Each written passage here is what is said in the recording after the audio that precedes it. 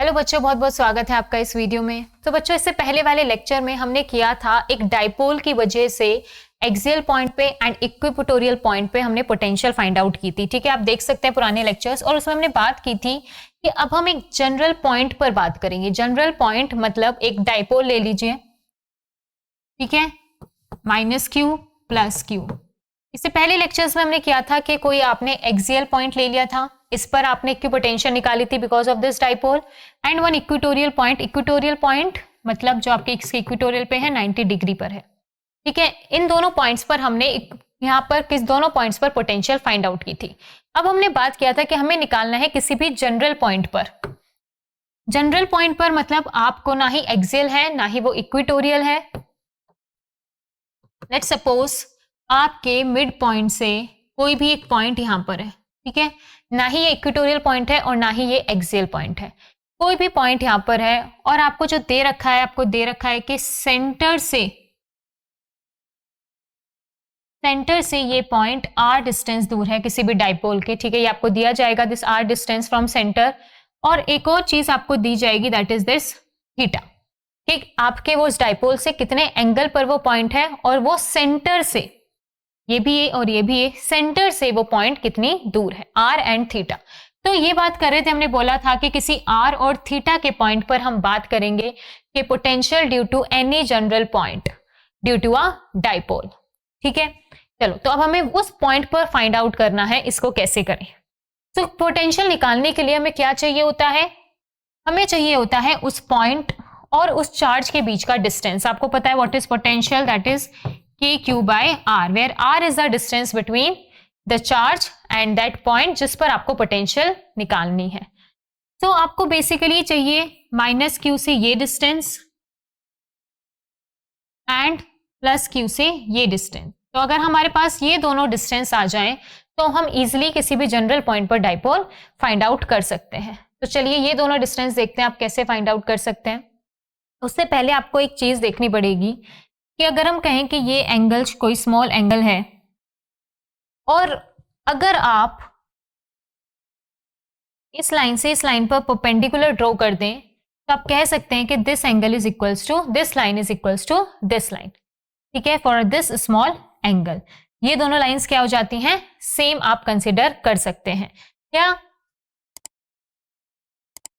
आपको इन दोनों को सेम बताना है तो हम क्या करते हैं, हम इस पॉइंट से इस पर परपेंडिकुलर ड्रॉ करते हैं, then this A B is equals to B C हो जाता है, और ये आपकी एक्स्ट्रा लेंथ है इस एंगल की।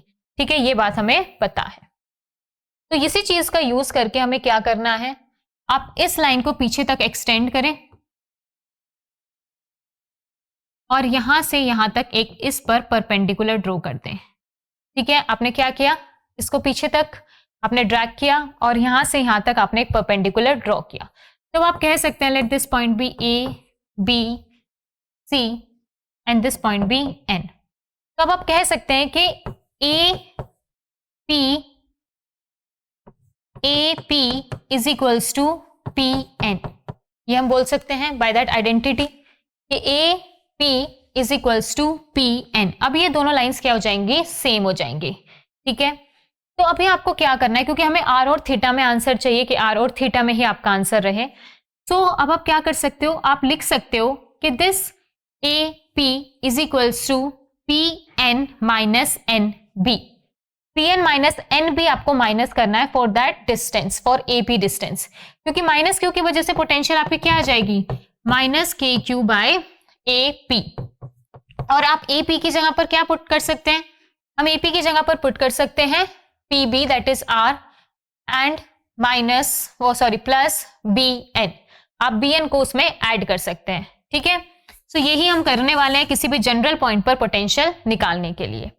चलिए, तो अगर ये एंगल थीटा है तो ये एंगल भी थीटा हो जाएगा। ठीक है, हमें ये पता होना चाहिए ना इन टर्म्स ऑफ थीटा कि ये कितना हो जाएगा। अगर ये एंगल थीटा है तो ये एंगल भी थीटा हो जाएगा, है ना। ये 90 डिग्री है आपका। Now this is your hypotenuse, this is your perpendicular, और आपको ये एंगल फाइंड आउट, ये साइड फाइंड आउट करनी है। तो हम इस ट्राइंगल में लगा सकते हैं cos theta, that is base upon hypotenuse. Base is B N और हमारे पास हाइपोटेनियस कितना है, दैट इज ए। ये आपकी हाइपोटेनियस है क्योंकि ये आपने परपेंडिकुलर ड्रॉ किया है। तो कॉस थीटा आपके पास आ गया bn by A. So bn आपका कितना आ जाएगा, a कॉस थीटा। तो हमारी bn की वैल्यू हो जाएगी a कॉस थीटा। तो potential due to minus Q में आप क्या लिख सकते हैं, v is equals to minus K Q R plus A cos theta. ये आ जाएगी हमारे माइनस क्यू की वजह से पोटेंशियल। अब हमें चाहिए प्लस क्यू की वजह से पोटेंशियल। प्लस क्यू की वजह से पोटेंशियल के लिए आपको जो साइड चाहिए दैट इज पीसी। तो इसमें भी हम सेम ही काम करने वाले हैं। अब आप क्या करोगे पीसी के लिए, आप इस लाइन से यहां तक एक परपेंडिकुलर ड्रॉ करेंगे, ठीक है, ये आपका हो गया परपेंडिकुलर। अब आप इस कह सकते हो कि P C is equals to P M, P C is equals to P M, P C is equals to P M. आपने ये लाइन परपेंडिकुलर ड्रॉ कर दी टू पी बी, ताकि ये दोनों साइड्स क्या हो जाएं, इक्वल हो जाएं, ठीक है। नाउ अब आप इसमें भी क्या कर सकते हो, आपको ये लाइन, ये जितनी ये लेंथ है ये फाइंड आउट करनी है। पी सी को आप क्या लिख सकते हैं, P B minus P M. देखो पी सी चाहिए हमें इस वाले पोटेंशियल की वजह से, बट हम इसको क्या लिख सकते हैं in terms of R, P B minus P M. तो आपको ये वाली साइड चाहिए, व्हाट इज बी एम। तो ये बी एम कितनी होगी, अगेन फाइंड इट आउट। ये आपका 90 डिग्री है, ये आपका थीटा है, अगेन ये आपका कॉस थीटा हो जाएगा, और कॉस थीटा क्या हो जाएगा, ए कॉस थीटा। सेम वही आपने ट्रिग्नोमेट्री लगा दी है, कॉस थीटा निकाल दिया इस ट्राइंगल का, ये थीटा है, ये 90 डिग्री आपका हाइपोटेनियस बन जाएगा। सो ये आपका बी एम बी कितना आ जाएगा, अगेन ए कॉस थीटा। तो माइनस क्यू प्लस क्यू की वजह से कितनी पोटेंशियल हो जाएगी हमें, के क्यू, पी सी को आप क्या लिख सकते हैं, P B minus P M, तो आर माइनस कॉस थीटा। तो ये दोनों पोटेंशियल आपको मिल चुकी हैं। अब आपको क्या करना होता है, जब आपको पोटेंशियल मिल जाती है आप लोगों को इनको सिर्फ ऐड करना होता है, ठीक है। सो वी नेट अब आप निकाल दोगे, तो वी नेट कितना हो जाएगा, at any general point of R theta is equals to, दोनों को ऐड करना है, के क्यू, देखिए एक माइनस में आपका एक प्लस में है, minus K Q R plus A cos theta, के Q are minus cos theta. तो प्लस वाला पहले लिख दीजिए, के Q are minus cos theta.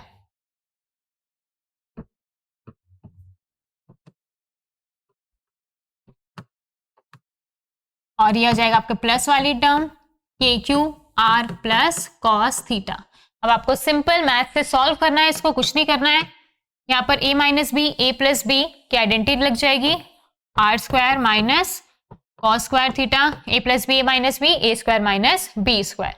ऊपर के क्यू आप कॉमन ले सकते हैं, R plus cos theta minus R plus cos theta.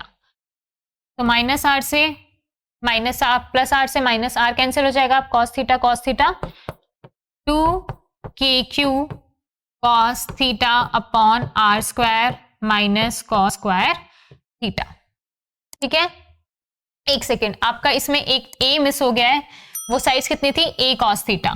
तो ये आपका हो जाएगा R minus A cos theta, R plus A cos theta. यहाँ पर आपका अब ए स्क्वायर हो जाएगा, तो आर स्क्वायर माइनस ए स्क्वायर, ऊपर भी हमारे पास क्या आ जाएगा, cos A cos theta plus A cos theta, एक आपके पास ए आ जाएगा, ठीक है। आपने ए मिस कर दिया था हम लोगों ने।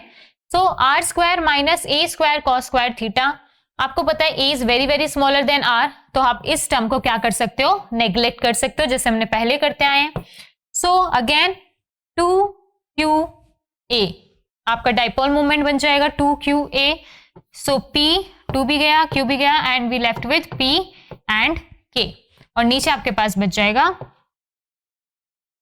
r स्क्वायर, ठीक है, pk by r square, and this cos theta. तो pk cos theta by r square आपके किसी भी जनरल थीटा और r के टर्म्स में आपको v नेट मिल गया है, where p is the dipole movement, वो थीटा जितना वो आपकी एक्सियल लाइन से बना रहा है। अब देखिए, आपने जो हमने इससे पिछली वाली वीडियोस में एक्सियल और इक्वेटोरियल के बारे में बात की थी कि ये थीटा क्या लेगा अगर हमारे पास क्या सेम फॉर्मूलेज आ जाएंगे जो हमने इक्वेटोरियल और एक्सियल की बात की थी, because this one is a generalised formula, ये सब पर आपका काम करने वाला है। तो जब हम थीटा को रखेंगे 0 मतलब किसी भी एक्सियल पॉइंट पर, तो cos 0 is 1, pk by r square, you can cross check, pk by r square is the net potential due to a dipole at axial point, right?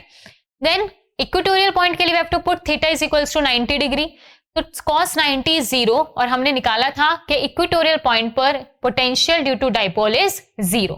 तो ये आपका जनरलाइज फॉर्मूला है, आप इसको भी प्रूव करके अगर आपके पास कोई भी इक्वेटोरियल या एक्सियल का आपके पास बोल देते हैं, लेट्स सपोज कि आपको वो दोनों नहीं आते हैं, ठीक है, और आप अगर इसको भी प्रूव कर सकते हैं, वहां पे आप थीटा को 0 डिग्री और 90 डिग्री एक्सियल और इक्वेटोरियल के लिए आप तीनों के लिए इसमें प्रूव कर सकते हैं, ठीक है। तो एक ही प्रूफ से आपके तीनों प्रूफ्स हो सकते हैं।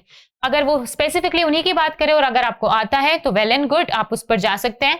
बट अगर आप वो दोनों डेरिवेशंस को भूल चुके हैं तो आप इस जनरलाइज फॉर्मूले को भी याद करके इसके थ्रू भी आप उनको प्रूव कर सकते हैं, ठीक है। आप थीटा को बाद में बता देंगे, for axial theta is 0, for equatorial theta is 90 degree, ठीक है क्लास, थैंक यू।